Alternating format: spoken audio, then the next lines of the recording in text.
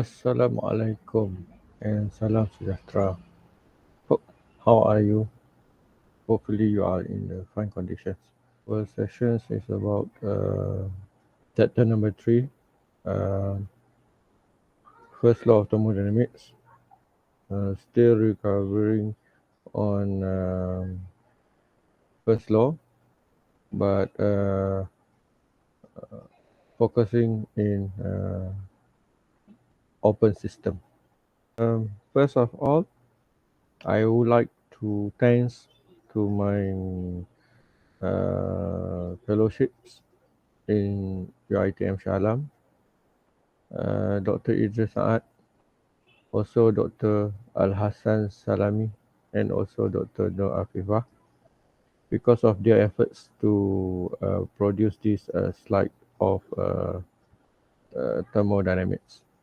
So this code is MEM462, but we are using MEC451 slide notes. This is same as Shah Alam and UiTM Penang. The objective actually in this part 2 sessions of the lectures should able or must try to attend the energy analysis to system that involve mass flow across their boundaries. Okay, example control volumes with a particular emphasis to steady flow system. This session we will start with the developments of the general conservations of mass relations for control volume, and continue with a discussions of flow work and the energy of fluid stream. Then apply this energy balance to the system that involve steady flow processes and analyze the common steady flow devices such as nozzles, diffusers, compressors, turbines, throttling devices, mixing chambers, and also heat exchangers. And finally, we apply the energy balance to general unsteady flow processes. Okay, this topic is just as a briefing. Okay, we just touch a bit more on the unsteady flow processes.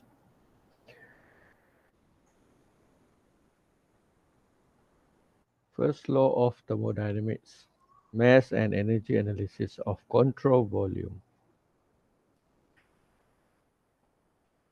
Firstly, let's look on the theoreticals of the energy balance for steady flow system. Steady flow process. It is a process during which a fluid flow through a control volume steadily. That is definitions of steady flow process.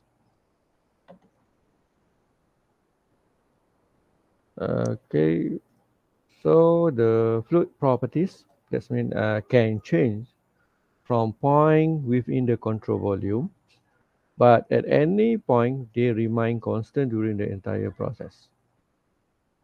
So volume, mass, boundary work, total energy remain constant. So for the single stream, mass balance for steady flow system can be written as a m dot 1 is equals to m dot 2. So we put the definitions of m dot rho v a, okay, where rho is a density, v or sometimes is been stated as C, capital C, is average velocity, and A is a area. Okay, so you can consider, please look on the right side of this diagram. So this is a control volume system space. So it have a two holes where first holes has been put by M1, and second hole uh, being through by M2. Okay, M dot 2 actually. This is rate of fluid. Okay, so the total that mass come out from this control volume is M dot 3, which is M dot 1 plus M dot 2. Okay, so we can put it as a mathematics model for the multiples inlets and exits as the total of M dot in is equals to the total of M dot out, which is in the unit of kilogram per second.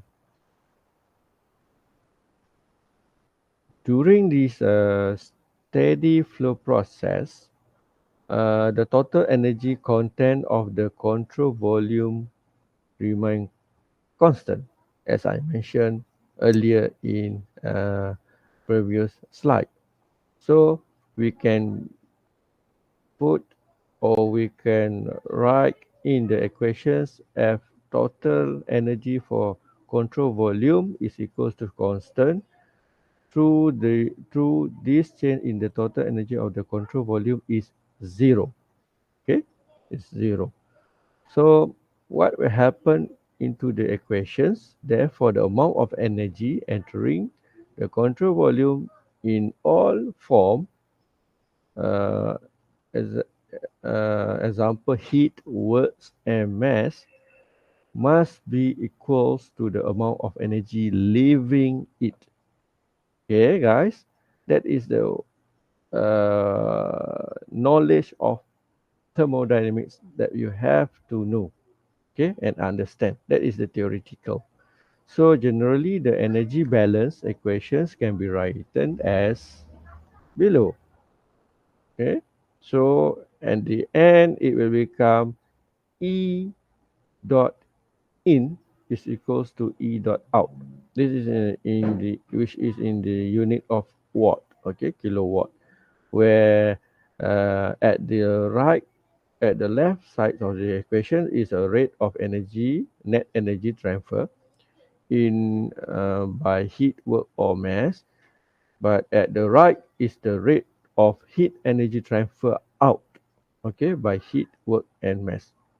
So this is after we take the assumptions that the control volume is zero when the change of total energy in remain constant. Let's look next on energy transport by mass. Okay,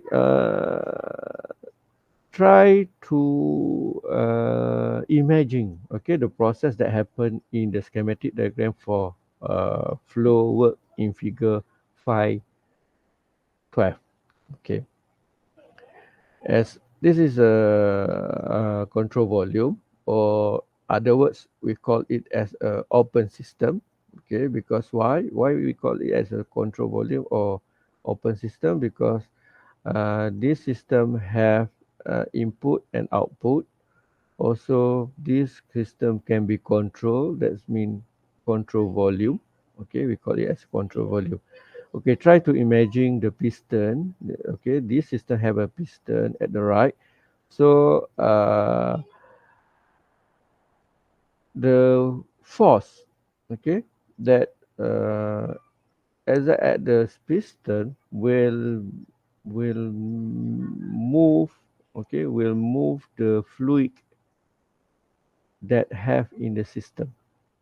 Okay, So generally, uh, approximately the steady flow process can be imagined as a site like this. Okay. Okay, start, and then the work or energy that I mentioned earlier, the work or energy required to push the mass into or out of the control volume. So this is the work or sum of energy needs to push the mass or fluid in this control volume system. This work is necessary for maintaining a continuous flow through a control volume. So we can express this work or energy that push the piston, the mass, as F equals to PA. F is a force, P is a pressure, A is a area. Okay. So from here, you restructure again these equations. We know that work flow is equals to FL. Okay. And F is PA times L. Uh, V is equals to AL, aerial times length is volume. So the work flow that needs to move the mass is equals to PV, a small v. This is which is the unit is joule per kg. Okay, in term of per kg. So we look on the total energy of the flowing fluid. Okay, on the flowing fluids. Flow. So the total energy of the flowing fluid can be written as uh, theta is equals to PV plus E. Okay, theta is equals to PV plus E. So we know that the non-flowing fluid is energy is equals to U plus internal energy plus kinetic energy plus potential energy. So from there, that is non-flowing fluid. So for flowing fluid, it can be rearranged, and the equation of theta will become uh, is PV plus non-flowing energy. Okay. Okay. From here, we can simplify these equations using enthalpy is equals to U plus PV, where this is where we put it H into the equation because we want to uh, we want to neglect the PV, the PV, that's mean energy, flow energy. Okay, and flow energy. So we put H into the equations. Lastly, the flowing energy, the total energy of the flowing fluid will become H plus V powered by 2 over 2 plus G Z. Okay, this is the total energy of flowing fluid. So the flow energy is automatically taken care by enthalpy. In fact, this is the main reason why we defining the properties that's called enthalpy. Okay, this is a non-flowing fluid. Okay, just have the internal energy, kinetic energy, and potential energy. Okay, but when we using the flowing fluid, theta is equals to PV plus U plus non plus total non flowing fluid. So you have to add more on flow energy when the fluid is considered as a flowing fluid. Okay, here the energy of energy balance can be rewritten as Q in plus W in plus total energy of M Q dot is equals to Q dot out plus Q out plus the total Q out M dot Q. Okay, this is and we can simplify these equations will be become as in the bracket. Uh, okay, as I mentioned, the equations in the bracket. Okay, actually that is the first law for a closed volume equations. Okay, and that equation also be known. Okay, has been known as steady flow energy equation. Okay, SFEE, steady flow energy equation. This is the equation in term of dot. Okay, at the capital letter. So uh, the first law of the open system or control volume is Q net dot minus W net dot is equals to the total of M dot out times enthalpy out times kinetic energy, sorry, plus kinetic energy plus potential energy. Okay, minus the total of N dot in times the total of enthalpy in plus potential kinetic potential plus potential kinetic energy plus potential energy. Okay, this is the equation that can be used uh, in the analysis of first law open system. Okay, so this is also the equations that can be used as I mentioned. uh, First law open system, or in other words is steady flow energy equation.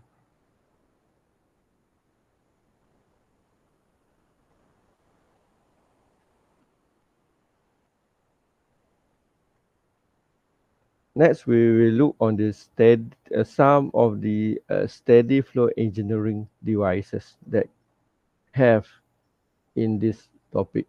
Okay, many engineering devices operate essentially under the same conditions for a long period of time. So these are the components of stream power plants. Okay, what I want to show these are the steam power plants components like turbine, compressor, heat exchanger, and pump. And for example, the operation non-stop for months because the system is shut down for maintenance. Uh, Therefore, to analyze these steady flow devices in thermodynamics, we are covering only 9 of these devices. Okay, nozzle, diffuser, turbine, compressor, pump, throttling valve, mixing chamber, heat exchanger, condenser, combustion chamber, and boiler. Okay, this is what we will cover. Okay, firstly, let me show you the nozzle. Okay, what nozzle like nozzle.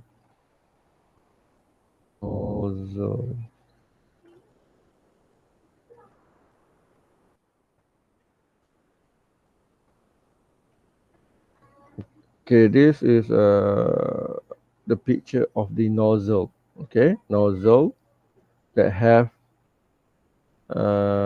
this is also the nozzle. This is also the nozzle. Okay, let's we look on diffusal. Diffusal. Diffusal.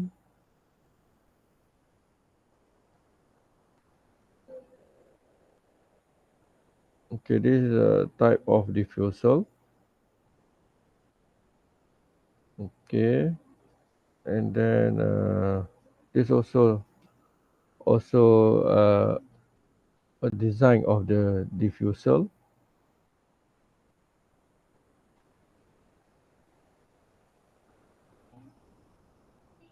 turbine and compressor. Okay, look on the turbine.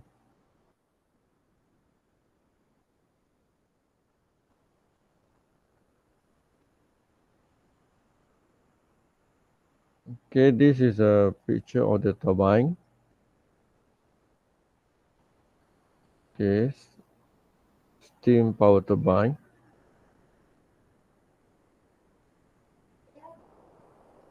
compressor, compressor, uh,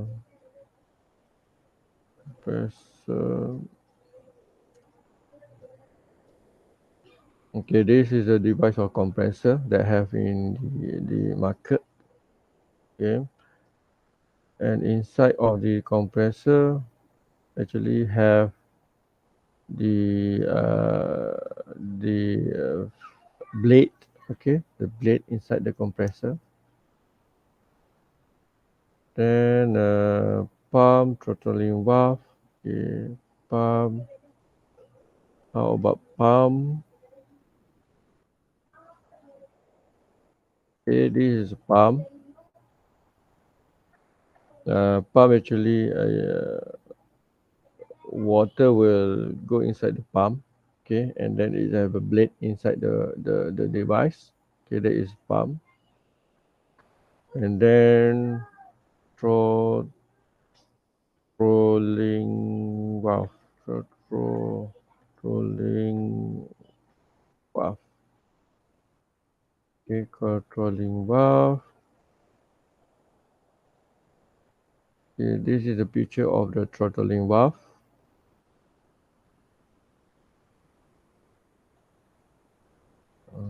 This is schematic diagram. Throttling valve. Then for throttling valve, mixture chamber, mixing chamber.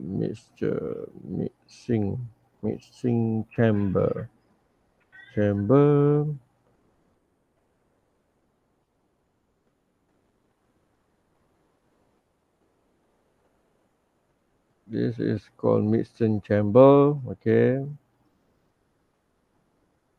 water in from left side, water in from right side, mix in the center of the pipe and go to the upper shower. That is mixing chamber, and heat exchanger,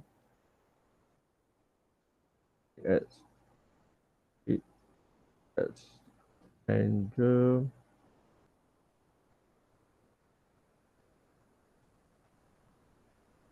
Okay, this is the heat exchanger tubing. Okay, you look here, a lot of tubes have in this device called heat exchanger.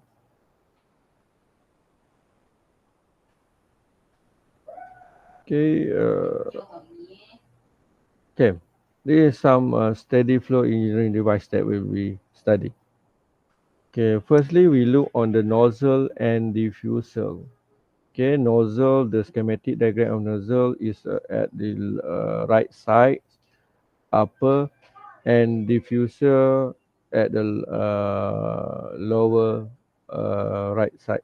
Okay, so nozzle and diffuser are commonly utilized in jets, engine, rockets, spacecraft, and even the garden horses. So the nozzle actually is a device, okay, that increases the velocity of fluid at the expense of pressure. And a diffuser is the device that increases the pressure of fluid by slowing it down. Okay, slowing it down. So this is two devices. Okay, for you to know the applications using first law, open system or control volume, because this device is the open system, because it have the hole or a side of in mass and out of the mass. So the cross-section area of the nozzle decreases in the flow direction of subsonic flow and increases the subsonic flow. The reverse is true for diffusers. Okay, a nozzle and diffuser are shaped so they can cause large changes in fluid velocity and also the kinetic energy. So general assumptions when you deal with nozzle and diffuser, Q is equal to 0. That is assumption you have to make. Heat transfer from the fluid to surrounding is very small. So we assume that W is also 0 and the potential energy is also 0. And what happens then when we put all these assumptions into the um um, energy balance equations for first law of the control volume? So it lastly it will become like uh, h in plus velocity powered by 2 over uh, 2 or 2000, okay, is equals to h out plus velocity powered by 2 over 2000. Okay, that is after we neglect by assumption q, w, and potential energy as 0. Okay, that is for nozzle and diffuser. Okay, example problem we will look afterward. Okay, now turbines and compressor. Okay, as I showed earlier, the pictures, the functionables of the turbine and compressor. This is a schematic diagrams, okay, of compressor and also turbine. So the picture is like look as same as compressor and turbine, but the name is just different because of the functionable of this device. Okay, let's look what is the turbine. Turbine actually a machine in which the kinetic energy of the moving fluid is converted into mechanical energy by causing a blade rotor to rotate. That is turbine. What is compressor? Compressor actually the devices used to increase the pressure of the compressible fluid. Okay, that is the compressor. So based on the turbine, the moving fluid may be water, water turbine, steam, steam turbine, air, that's mean a wind turbine, or combustion product of a fuel, combustible or incompressible flow or fluid. As the fluid passes through the turbine, work is done against the blade, which are attached to the shaft.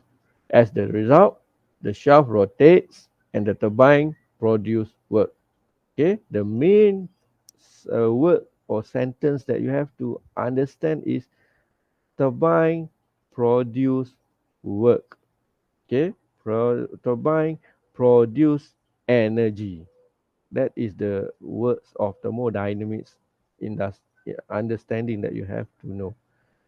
Okay, back to the compressor. Work is supplied to these devices for an external source through a rotating shaft. Compressor is a similarly to pump and fans. Okay, so the words or things, the words that you have to understand and remember for the compressor, that is compressor needs work or compressor needs energy. If there were no energies supplied to the compressor, it cannot be work. Okay, it cannot be operated. Okay, that is turbine and compressor. So for the analysis of the mathematic model based of the energy balance for turbine and compressor, what happened here? General assumptions we have to make for these two devices, turbine and compressors, is are Q must be assumed as zero. That means heat must be assumed as zero. Is well isolated. Potential energy also we assume as zero, and kinetic energy also we assume as zero. Why? Because these two energies are very small compared to delta H, or the change of enthalpy. Okay, very small. That's why we assume these two energies, potential and kinetic, as zero. So we put all the assumptions that we assume into the equations energy balance. And for the turbine, we will get the last equations, or the last equation you need to remember, is W dot out. Okay, W dot out is equals to M dot delta H. That is for turbine. For compressor, W dot in is equals to M dot delta H. That is energy balance for the compressor. Okay, next devices is pumps. Okay, pumps. Pumps work very much like compressor, except they handle liquid instead of gases. Okay, that means when we want to call it pump, the working fluid must use liquid instead of gas. Okay, but compressor, it's called compressor because the working fluid is using gases, and also sometimes using liquid. Okay, uh, it's called for the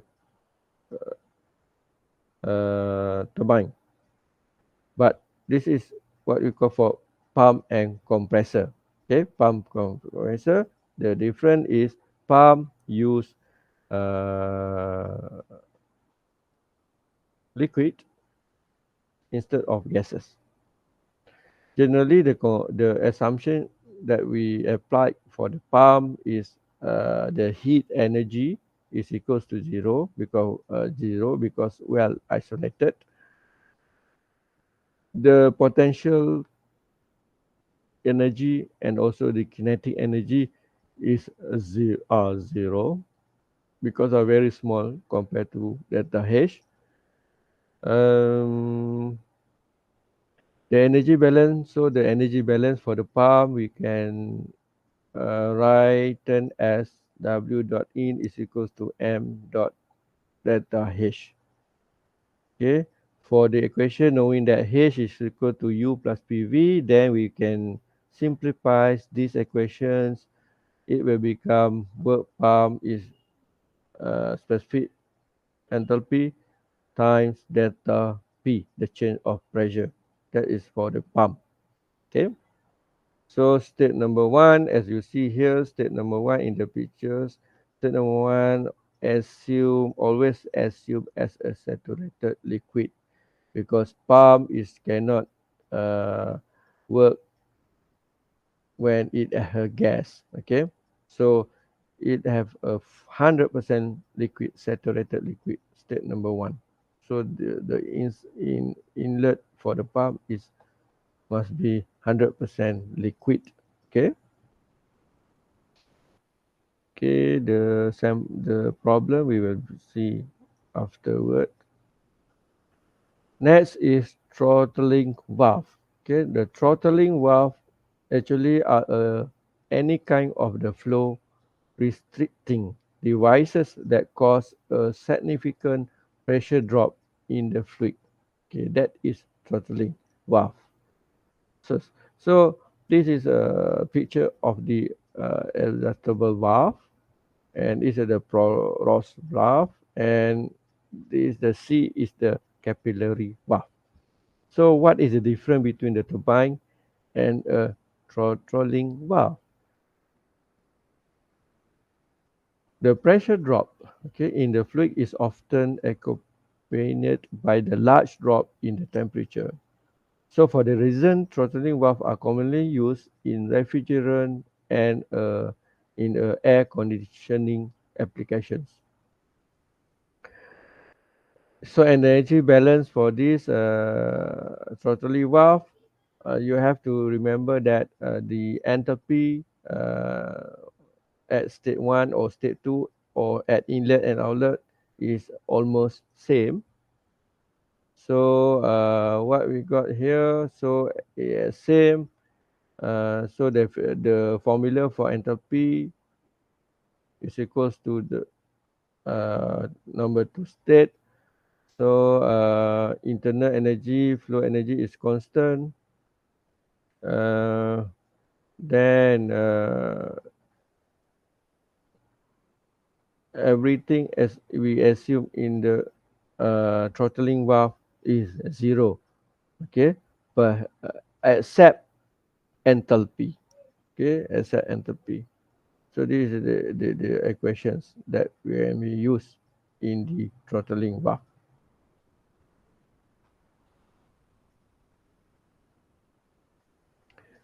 Mixing chamber.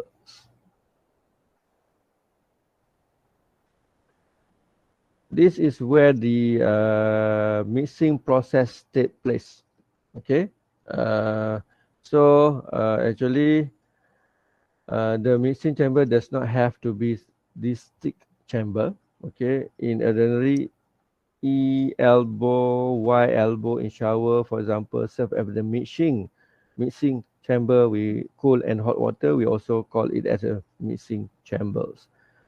The conservation of mass principle for the mixing chamber required that the sum of the incoming mass flow rates equals to the mass flow rates of the outgoing mixture. That is the important thing. Okay, the understanding that you have to know.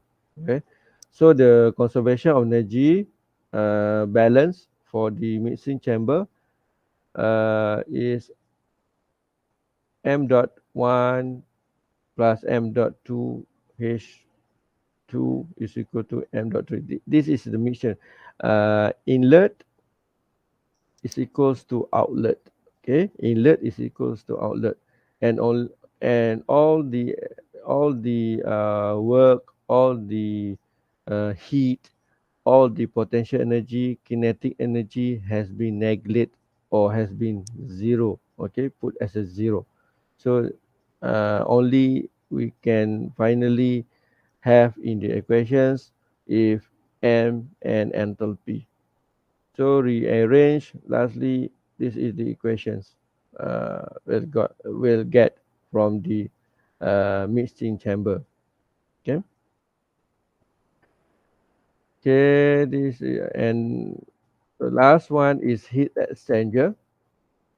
Uh, Heat exchangers are devices where two moving fluid stream exchange heat without mixing.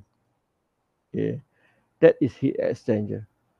So these devices called heat exchanger is widely used in various industry, and it's have a lot of design.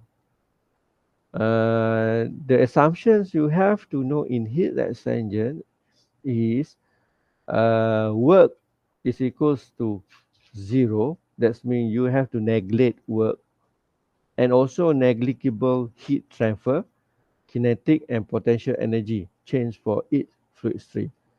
So at the end, the energy balance equations for this heat exchanger will just be become as here. That means we neglect all the what I said earlier. So at the end, it will become like this. Okay, this is for heat exchanger. Okay, okay, okay. This is one last one. Combustion chamber and boiler. Okay, combustion chamber actually is an enclosed space in which combustion take place. Okay, actually combustion chamber have in the uh, turbine turbine engines which is used for the aircraft. Okay, so that is a have a combustion chamber inside of the aircraft engines. So a boiler actually a closed vessel in which water or other fluid is heated. That means in the vessel it have a water that has been uh, or will be heated. Okay, will be heat and produce energy from that saturated superheated fluid from the water. So as you see, the model of combustion chamber and boiler is at the right side here. So in general, the combustion chamber and boiler involve no work, and for the perfect system, no heat loss. Okay, so that is assumption. You have to take care of that. So you have to neglect work, and also no heat loss, because that is isothermal. Okay, that is the adiabatics, because it is isolated. Okay, isolated. We assume that this system is isolated. Moreover, the kinetic and also potential energy of the mass flow is also negligible. Okay, we can also neglect kinetic because it's very small compared to another energy. So here the energy balance for this combustion chamber and boiler can be written as below. So we neglect work, potential, kinetic, and also heat loss, and also work out, kinetic potential, and then it will become like this. Okay. Okay. Please remember all the devices that I have mentioned for you to get the energy balance for each of the devices. Uh, please don't um, please don't that means please don't remember you what I want to say, that you have to understand how we can derive or how we can simplify that energy balance within the assumption. We have to know theoretical based on the devices. Okay, jangan hafal, just mulakan dengan pemahaman. Okay, you have to start with your understanding of the device. Contohnya compressor, what happened, no work, no heat dan sebagainya. Itu yang you have to remember or understand. Okay, bermula dengan itu, start by that example, start by that assumptions, and then apply to the energy balance equations, and then lastly you will get the answers or the equation that will be used for the analysis. Uh, Okay. Okay. Next we will see the examples. Okay. Example. Number one example. This is based on the nozzle steam. Okay. It shows steam at 0.4 megapascal, 300 Celsius, enter an adiabatic nozzle with a low velocity and leave at 0.2 megapascal with a quality of 90%. Find the exit velocity. Okay, first of all, uh, you have to define whether the working fluid used in this example. Okay, as it mentioned, the working fluid used is steam. So when it show it is a steam, uh, you have to verify whether the steam is superheated or the steam is a mixture region. Okay, why I say superheated and mixture region? Because beside of the steam, it also show that this is the method of the calculation. The solving this calculation is based on the steam table or the properties table, because the working fluid that we use is a steam, not a gas. Okay, so you have to know whether this is the state number one.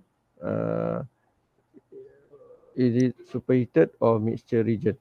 So as as first attempt to solve the problem, list down what has been given, the data that has been given to you. Okay, it gives step 1, P1 0.4, T1 300 Celsius, and V1 is 0. At step number 2, it give only the data P2 is pressure 2 is 0.2 megapascal. Adds to the quality of the steam is 0.9.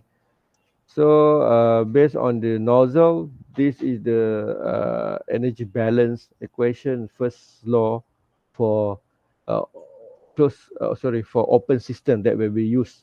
Okay, after we neglect all the things that we neglect in the first equations, then you have to find whether state number one superheated or mixture. Or from here, P1 0.4, T1 300, and from there H1 is 3067.1. And when you look on the properties tables at the superheated tables, make the comparison. What happened? H1 is greater than Hg at this situation, so it is superheated. Okay. So at state number 2, it mentioned the quality S2. So when it mentioned the quality, of course, state number 2 is mixture region. When it is mixture region, what happened? You have to find enthalpy solid. That's mean, or you have to use the equations that have F subscribe F and also subscribe Fg. That's for therefore for F is fluid, Fg for gas. So to find H2 is using this equation, HF plus S2 HFG, then you will get H2 246 2486.1 kilojoule per kg. So put the values that you have determined into the equations. Then from here, you will get the exit velocity. The exit velocity is 1078 meter per second. That is the exit velocity. Okay. Hopefully you can understand.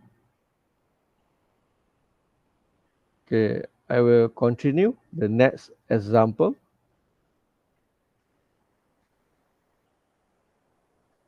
Example 3.7, maybe you can do yourself. Okay, we go for the another example for compressor.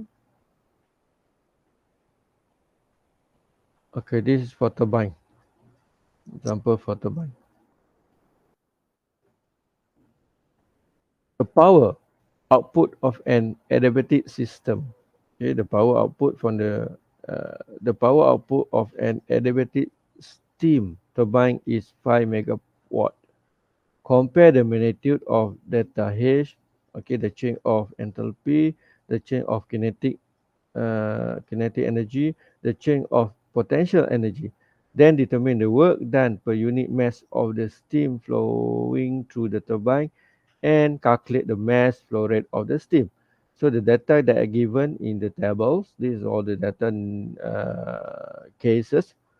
So to start this analysis, as usually I also mention, first you have to determine the working fluids that used uh, in this um, in this example. So here the working fluids used is steam. Okay, steam.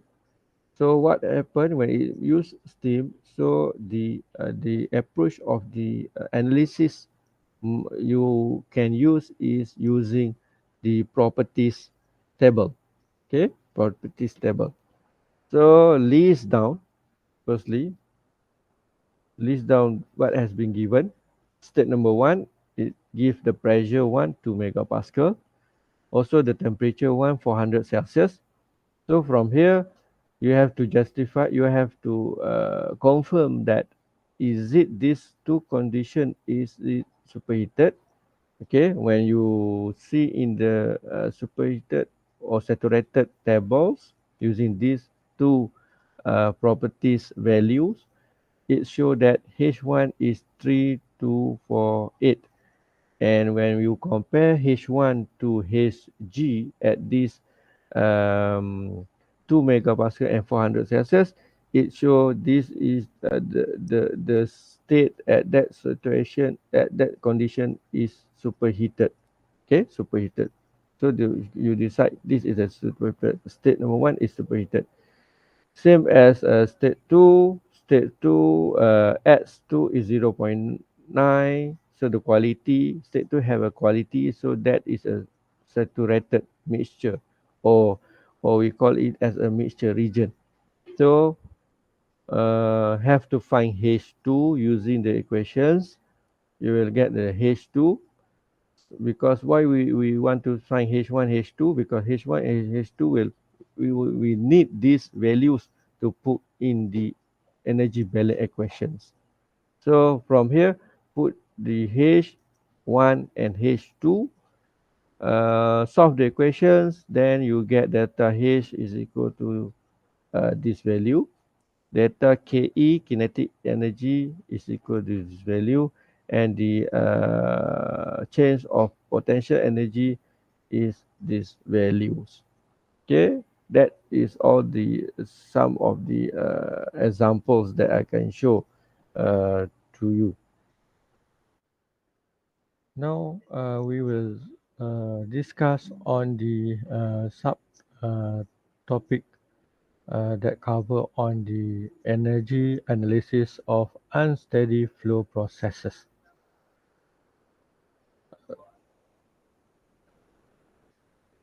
As I mentioned earlier, uh, when you do the analysis based on steady flow process, no changes occur within the control volume. So one does not need to be concerned about what is going on within the boundary. But when it involves changes within the control volume with time, this is the process where the unsteady flow takes place.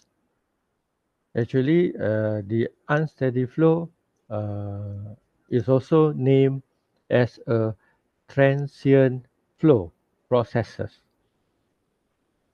The steady flow relations developed early are obviously not applicable to these processes.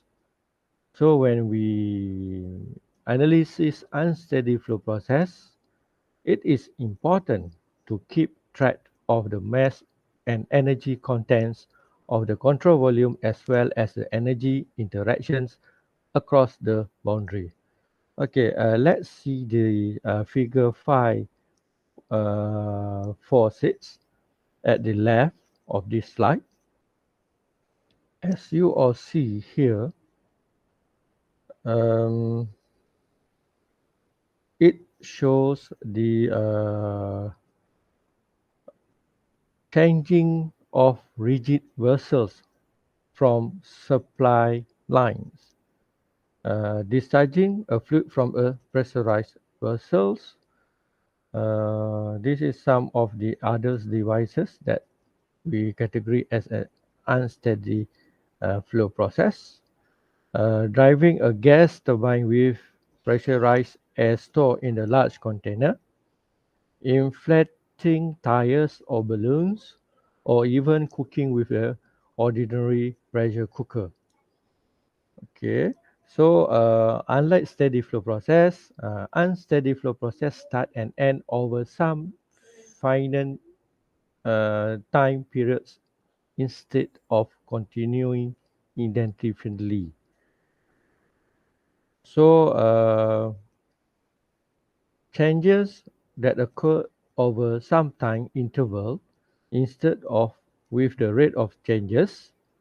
So an unsteady flow process in some respect actually is similarly to a closed system, except that the mass within the system boundary does not remain constant during a process. Another difference between a steady and unsteady flow system is that the steady flow system are fixed in space, size and shape. For unsteady flow system, however, are not. They are usually stationary, that is, they are fit in space, but they may involve moving boundaries and through boundary works. As you see, when you do the analysis of unsteady flow process, based on the mass balance for any system undergoing any process, it can be expressed as m in mass in minus mass out is equals to delta the changes of mass in the system. So we can also uh, explicitly express these equations for control volumes as m initials or m int minus m e m exit is equals to m2 minus m1 of the control volume.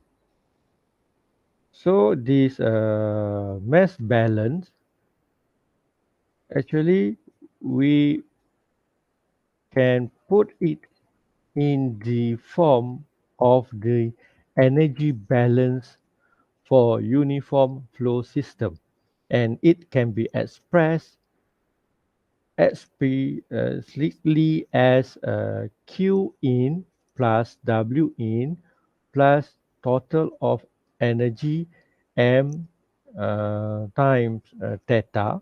Theta is non-flow energy. Okay, minus bracket Q out plus work out plus total out M theta is equal to the M2 energy 2 minus M1 energy 1 bracket system. Okay, it is different from the steady flow process where in the steady flow process, it is will equal as zero or constant. Okay, but in unsteady flow process, we must consider the changes of mass in the control volume system. Okay, that is the difference between the mathematical modeling calculations based on unsteady flow process. However, this unsteady flow process is not um, been covered in the thermodynamics. Only things that we cover is based on the steady flow process. But you have to know the difference between steady flow process and unsteady flow process. Okay, so I hope you will understand the differences between these two processes, steady and unsteady. So take it as a knowledge for thermodynamics. And that's all for today. So see you in next lecture. Okay, thank you very much. Assalamualaikum warahmatullahi wabarakatuh.